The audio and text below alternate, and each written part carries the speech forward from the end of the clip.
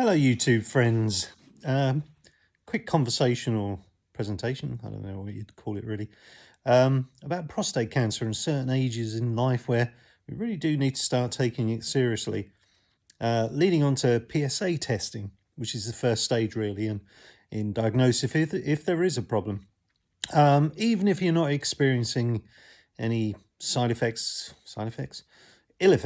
of what you conceive to be potential prostate problems, let me recommend a test.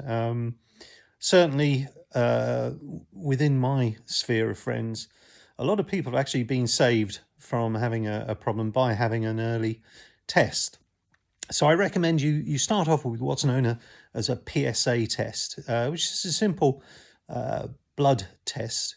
The results will give you a range, or the results won't, but there is a range within which your result can fall. Now, if it falls within the green zone, no problems. Next year, go back, have another one. Amber, something to look at, and then red is a real flag to push ahead with something, have it investigated further. If you are a red, the next stage will be something like an MRI. Some people will suggest going straight to an intrusive type of biopsy or something like that, but I wouldn't recommend that. I'd certainly press for an MRI, and certainly with the NHS, National Health Service in the UK, we do get the chance of having an MRI first. Certainly in Kent we do, Maidstone Hospital.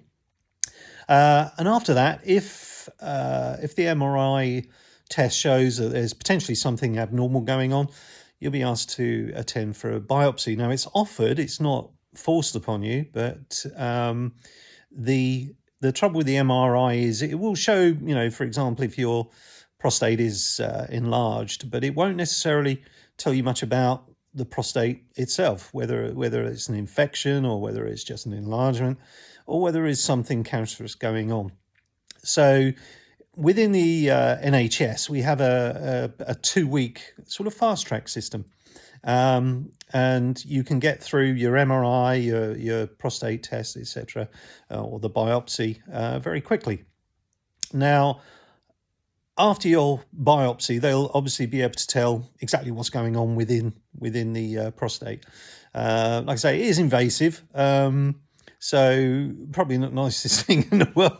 I wouldn't know, I haven't had it, but definitely worth doing. And depending on what the results of that biopsy are, you'll obviously be prescribed a certain course of action. What that looks like, only your GP will know. He'll recommend whatever that will be. But yeah, starting point, anybody of a certain age, and I'd certainly suggest over 40, it doesn't hurt to get it done, maybe even privately. NHS were a bit shocked. I had mine done privately.